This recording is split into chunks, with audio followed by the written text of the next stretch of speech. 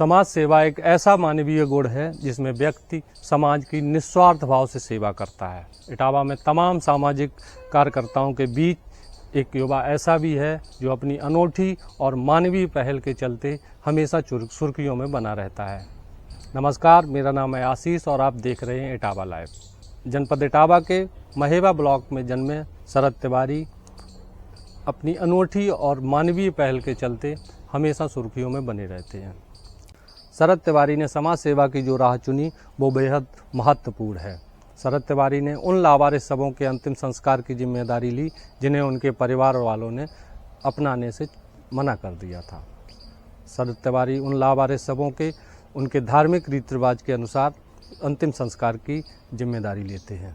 शरद तिवारी ने अब तक लगभग 350 से अधिक लावारिस शवों को उनके धार्मिक रीति रिवाजों के अनुसार अंतिम विदाई दी। शरद जी, थोड़ा अपने बारे में आप बताइएगा। मेरा नाम शरद तिवारी है और हमने एक संस्था का गठन 7 अगस्त 2022 को किया था, जिसका नाम हमने रक्तदाता समूह दिया। कोविड काल में हम लोगों ने ब्लड डोनेशन के लिए काम किया और 7 अगस्त 2022 लगभग आज से 3 साल पहले हम लोगों ने अननोन पर्सन जिनके सब इटावा और ये जनपद में मिल रहे थे, उन सबों के अंतिम संस्कार करना शुरू किया। हम एक छोटे से कस्बा महेवा से आते हैं, जो कि एशिया का प्रथम ब्लॉक भी कहा जाता है।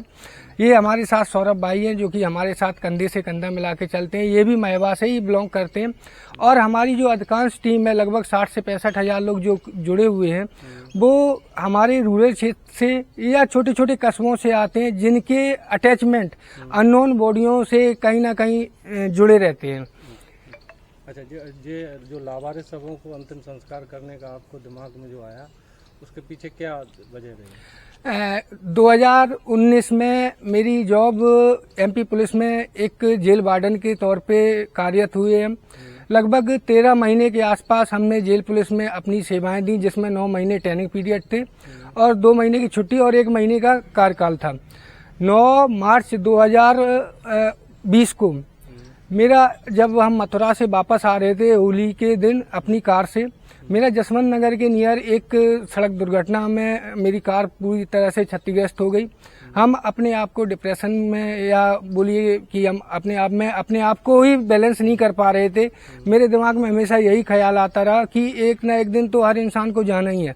जाने का मतलब ये होता है कि कई लोग इस तरीके से जाते हैं कि इस शमशान घाट में पैर रखने के लिए भी जगह नहीं मिलती है। और जो अननोन पर्सन आते हैं, आप देख रहे हो, ये मनोज भाई साहब हैं, ये सौरभ भाई हैं, एसएफआई पुलिस से 2 साथी हमारे साथ आए हुए थे।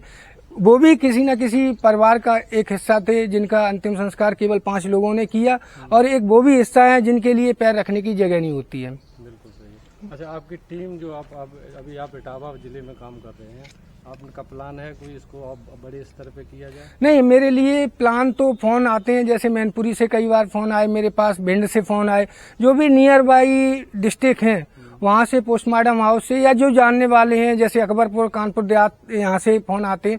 लेकिन जो मेरे लिए इतना हर चीज संभव नहीं है, क्योंकि एक अंतिम संस्कार पे अप्रोक्स 5 से 6 हजार रुपए का खर्चा आता है। ये हिंदू मुस्लिम कम्युनिटी की अलग अलग डिवाइडेशन है। हिंदू कम्युनिटी में लगभग 2800 3000 के आसपास लकड़ी का खर्चा आता है। उसके बाद जैसे सब वाहन है और भी अदर खर्चे होते हैं, सामग्री होती है। इस तरीके से हम लोगों का 5000 रुपए का खर्चा आता है एक अंतिम संस्कार करने पे। दूसरा क्या है कि जो मुस्लिम कम्युनिटी होती है उस पे लगभग 10,000 रुपए का खर्चा आता है, क्योंकि उनकी जो कब्र खोदने का पैसा होता है और बाकी जो भी पैसे होते हैं वो। और सबसे बड़ी मेरे लिए मुस्लिम कम्युनिटी में एक रहता है कि हमें नमाज पढ़ना नहीं आता, क्योंकि हमने हिंदू कम्युनिटी में जन्म लिया है। और जिन्होंने मुस्लिम कम्युनिटी में जन्म लिया है वो फिर जैसे कि एक बार अभी रात को हम लोगों ने औरैया जनपद में एक मुस्लिम कम्युनिटी से एक सज्जन थे, तो उनके सबको हम लोग दिव्यापुर ले गए। दिव्यापुर रात को 11 बजे ले गए। वहाँ पे सौरभ भाई थे, एक्चुअली मेरा यहाँ पे हम लोग अंतिम संस्कार कर रहे थे। तो वहाँ पे जो भी मुस्लिम कम्युनिटी के मौलाना जी थे या जो भी नमाज पढ़ने वाले थे, उन्होंने रात को मना कर दिया।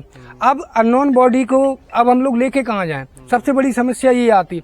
हिंदू कम्युनिटी में तो हम लोगों ने 12 बजे 1 बजे भी अंतिम संस्कार किए, क्योंकि जो पोस्टमार्टम हाउस से जब बॉडी हम लोगों को रिलीज होके मिलती है तो फिर उस बॉडी को रखना पोस्टमार्टम हाउस में दोबारा संभव नहीं होता है। कोरोना काल में भी आपने काम किया है, तो कोरोना काल में आपने क्या देखा कि जो अपने खुद के परिवार के सदस्यों से भी लोग दूरी बना रहे थे, आप लोगों ने उस समय मानवीयता और उसके नाते में क्या क्या किया? उसी टाइम जब हम आपको बता रहे थे, जो 9 मार्च का समय था मेरे लिए, और मुझे अच्छे से याद है कि 22 मार्च को कोविड का पीरियड शुरू हुआ था। लोगों को लगा कि एक दौर है, अभी गुजर जाएगा, महीने 15 दिन 6 दिन ऐसे करके सरकार डे बाय डे बढ़ाती रही। लेकिन एक दौर वो आया कि लोग 5-5 6-6 महीने अपने घर में कैद हो गए। लोगों को बाहर निकलने में ऐसा लग रहा था कि जैसे यमराज मेरे पीछे पड़े हुए हैं। तो उस दौर को हमने अपने आप में फील किया है। मेरे कई कोविड काल में हमारे जो साथी थे वो पॉजिटिव आए, लेकिन हम लोगों ने अपने जज्बा को, अपने हौसले को आगे रखा और ईश्वर ने मेरी मदद की और हम उस दौर को भी फेस कर गए। और हमने उस दौर में ये देखा था, एक आपको हम बता दें, आप भी इटावा जनपद से ही बिलोंग करते हैं। एक कोविड पीरियड में एक महाशय थे जिनका हमने सर्वप्रथम अंतिम संस्कार जिला अस्पताल में 7 अगस्त 2022 को किया था। तो वो महाशय अपनी पत्नी के वियोग में जिला अस्पताल में कोविड काल के उस पीरियड से लगभग 2 साल उन्हें हमने काफी बार समझाया कि भाई साहब आप अपने घर जाओ, आपके बच्चे इंतजार कर रहे होंगे, क्योंकि उनकी पत्नी की डेथ वहीं पे हो गई थी। तो उन्होंने भी यही पढ़ लिया था कि हमारी भी जो डेथ होगी वो भी हमारी जिला अस्पताल में ही होगी। तो जब उनकी डेथ हुई तो 7 अगस्त का दिन मुझे अच्छे से याद है, क्योंकि उसी दिन हम लोगों ने पहला अंतिम संस्कार किया था और सिविल लाइन थाने में मोहम्मद कामिल सर SHO थे और हम लोगों का वो पहला था। हम लोगों को पता नहीं था कि अंतिम संस्कार की प्रक्रिया क्या होती है, 72 घंटे का प्रोसीजर क्या होता है। लेकिन हम लोग मोहम्मद कामिल सर से जबरदस्ती करने में लगे हुए थे कि इसलिए कि 72 घंटे बाद ये सब सड़ जाएगा, ये हो जाएगा, वो हो जाएगा, क्योंकि हमने अपने परिवार में या अपने रिलेटिव में या अपने इष्ट मित्रों के यहाँ 72 घंटे शवों को रखा हुआ नहीं देखा। अब तो ये दौर है कि हमने 19 दिन पुराने शवों का भी अंतिम संस्कार किया है। अच्छा, ये आज जो आप सब लेके आए हैं और जो बच्चे का जब आपने अंतिम संस्कार किया है, वो कहाँ से लेके आए? वो सर एक्चुअली में क्या है कि मुझे जानकारी 16 तारीख को मिली सैंपई थाना पुलिस के द्वारा। आज मैंने जब सैंपई थाना पुलिस के 2 भाई आए थे हमारे साथ में सहयोग करने के लिए, तो उनके द्वारा जो हमें हकीकत पता चली, उनके द्वारा पता चला कि ये सब जुआ के पुल औरैया जनपद में लगभग 20 दिन पहले किसी अजनबी या किसी अज्ञात महिला के द्वारा वहां पे फेंका गया। अज्ञात महिला भी हो सकती है, पुरुष भी हो सकते हैं या उनके परिजन भी हो सकते हैं, ये तो हम कंफर्म नहीं कह सकते कि कौन है। लेकिन जो भी जिसने भी ये घिनौना कृत्य किया है उसके लिए मेरे पास तो शब्द नहीं है। शरद जी, कोई ऐसी घटना जो आपको, जिससे आपको समाज सेवा और इस तरीके के कार्यों करने में जिससे प्रेरणा मिली, उसके बारे में कुछ बताइए। हमने सर्वप्रथम जो रक्तदान के बारे में आपको चर्चा की है, जो कि कोविड काल से हम लोग कर रहे थे। रक्तदान करने का मेरा उद्देश्य केवल एक ही था और जीवन में हमेशा जब तक मेरी सांसें रहेंगी तब तक मैं अपना खुद 29वीं बार रक्तदान कर चुका हूँ। सौरभ भाई 12-14 बार अंतिम रक्तदान कर चुके हैं। तो रक्तदान की जो प्रेरणा हमें जहाँ से मिली है, मेरा जन्म 1990 में हुआ था। 3 साल बाद, जब मेरी उम्र 3 साल के आसपास थी, 2.5-3 साल के आसपास, तब मेरी माताजी का O नेगेटिव ब्लड ना मिलने का ब्रेन हेमरेज के कारण कमला राजा हॉस्पिटल ग्वालियर में उनकी डेथ हो गई थी। मेरे परिवार में काफी रिलेटिव हैं और वेल एजुकेटेड और सक्षम परिवार से हैं, लेकिन O नेगेटिव ब्लड ना मिल पाने के कारण उस दिन हमारे परिवार को एक चीज का एहसास हुआ कि रक्तदान, पहले लोग जागरूक भी नहीं हुआ करते थे और हमें भी अभी लगभग आप ये मान लीजिए कि 5 साल पहले अपना ब्लड ग्रुप पता चला। जब हमने पुलिस के फॉर्म भरने शुरू किए तब उसमें बोला गया कि आपका ब्लड ग्रुप क्या है।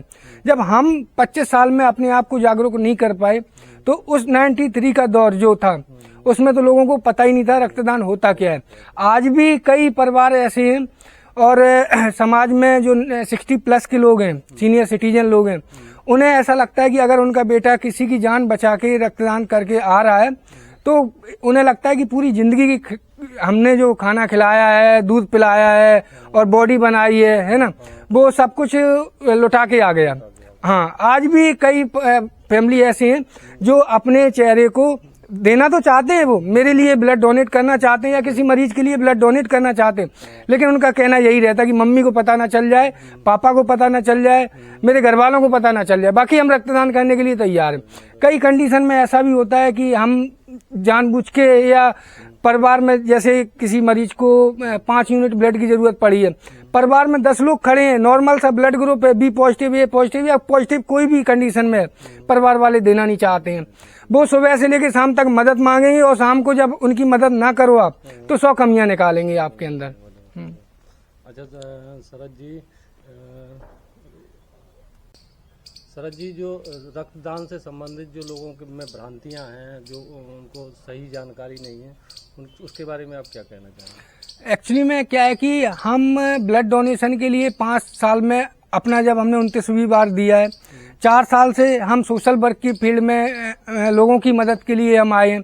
आज दिन तक मुझे तो नहीं पता चला या मुझे ऐसा एहसास नहीं हुआ कि रक्तदान से किसी को कोई प्रॉब्लम हुई हो। अगर बेनिफिट की बात करो तो एक दैनिक भास्कर या दैनिक जागरण की एक रिपोर्ट थी कि रक्तदान करने वाले व्यक्ति को 23 प्रकार के कैंसरों से 50% निजात मिल जाता है ना। लेकिन लोग ये गलत फहमी में या और भी जो भी बीमारियां हैं उन सब चीजों को आगे कर देते हैं, जो अच्छाइयां हैं उनको पीछे कर देते हैं। अच्छा, और आप लोगों से आप क्या अपील करेंगे कि जो रक्तदान करना चाहते हैं या आपकी संस्था से जो सहयोग करना चाहते हैं, जुड़ना चाहते हैं, उनके लिए आप क्या कहेंगे? मेरी संस्था एक रजिस्टर्ड संस्था है और हमने इसको अकाउंट में कन्वर्ट इसलिए नहीं किया कि जो लोग हमारे साथ जुड़ना चाह रहे हैं, जैसे कोई अंतिम संस्कार के लिए आगे आ रहा है या कोई ब्लड डोनेशन के लिए आ रहा है, ये इंडिविजुअल या प्रॉपर मेरे लिए नहीं है कि हम इसको अपने नाम के आगे प्रमोट करें। ये सब लोगों का एक समूह है। अगर इसमें कोई 5 रुपए भी डोनेशन देता है तो उसका नाम ग्रुप पे डाल दिया जाता है कि भाई साहब के द्वारा 5 रुपए की सहयोग राशि ये प्रदान की गई है। अकाउंट न रखना मेरी सबसे प्राथमिकता ये थी कि अगर जिस दिन हम लोगों ने अकाउंट रख दिया तो पोस्टमार्टम हाउस में सब हम लोगों का इंतजार करेंगे और हम बिजनेसमैनों के साथ डील करेंगे, इसलिए हम लोगों ने अकाउंट का ऑप्शन हटा दिया।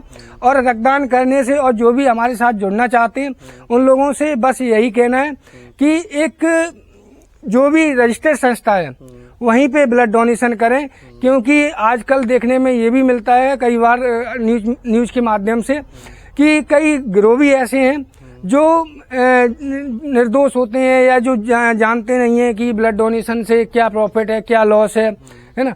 तो उसके लिए आप सैफई पीजीआई का सहारा ले सकते हैं या इटावा डिस्ट्रिक्ट में जो भी रजिस्टर्ड ब्लड बैंक हैं उनका सहारा ले सकते हैं, जिससे आपको भी भगवान ना करे बाई फ्यूचर आपको ब्लड की कभी आवश्यकता पड़े तो आपके परिवारजनों को या आपको 24 आवर्स ब्लड अवेलेबल हो सके। पता चले कि आप ऐसी संस्था के लिए ब्लड डोनेशन कर रहे हो जब आपको ब्लड की आवश्यकता है, वो ब्लड बैंक आपको ब्लड ही प्रोवाइड नहीं करवा पाए, तो उस ब्लड डोनेशन से आपको क्या फायदा। अच्छा शरद जी, जो आपने दाह संस्कार अभी तक किए हैं, जो लोगों के अंतिम संस्कार किए हैं, उसमें से कुछ ऐसी स्टोरीज के बारे में बताइए, ऐसे लोगों के बता रही जो आपके दिल को छू गए। अभी तक हम लोगों ने 376 जिसमें महिला पुरुष ज्ञात अज्ञात और हिंदू मुस्लिम बच्चे सभी कम्युनिटी के हैं, क्योंकि अननोन का कोई धर्म या जाति नहीं होती, ना उनका कोई लोकेशन होता है। मैंने अपने एक मेरे जो हार्ट टच बात है वो एक असम की बेटे की एक डेड बॉडी थी, लगभग 21 साल उसकी उम्र थी। जिला अस्पताल पोस्टमार्टम हाउस से मुझे पता चला कि इनकी भाई की पहचान हो जाएगी, तो उनके घर वालों से जब हमने कोऑर्डिनेट किया तो उनके घर वालों का ये कहना था कि भाई साहब मेरे पास पैसे नहीं है अंतिम संस्कार के, आपको जो अच्छा लगे आप कर सकते हो। एक न्यूज 80 की एक आपको एक और हम रिपोर्ट बताएं, दिनेश साकिया जी हैं, बहुत वरिष्ठ पत्रकार हैं, उन्होंने इसी शमशान घाट पे लगभग 83 जो कि ज्ञात पुरुष थे उनकी अस्थियां जो कि उनके परिजनी लेने नहीं आ रहे थे, तो इससे ज्यादा शर्म की बात और क्या हो सकती है। क्या नाम है आपका? मेरा नाम सौरभ परिहार है, मैं मायवा से बिलोंग करता हूँ। तो आप रक्तदाता समूह से कैसे जुड़े? मैं रक्तदाता समूह से सन 2022 में पूर्णतः सक्रिय के रूप में जुड़े हुए हैं और ये शरद भाई है, इनसे हम लोगों को ऐसी प्रेरणा मिली है कि हम लोग आगे चल के भविष्य में और लोगों को जोड़ें और लोगों की मदद करें। आपको ये जो आप कर रहे हैं मानवीय सेवा, उसमें आपको कैसा लगता है? इसमें हमको बहुत अच्छा लगता है और आने वाले समय में लोगों को हम और जोड़ने का प्रयास करेंगे। घर परिवार के लोग इसमें आपको सहयोग करते हैं? इसमें पूरा परिवार मेरा सपोर्ट करता है, हर चीज़ से तन मन धन तीनों से मेरा परिवार सपोर्ट करता है।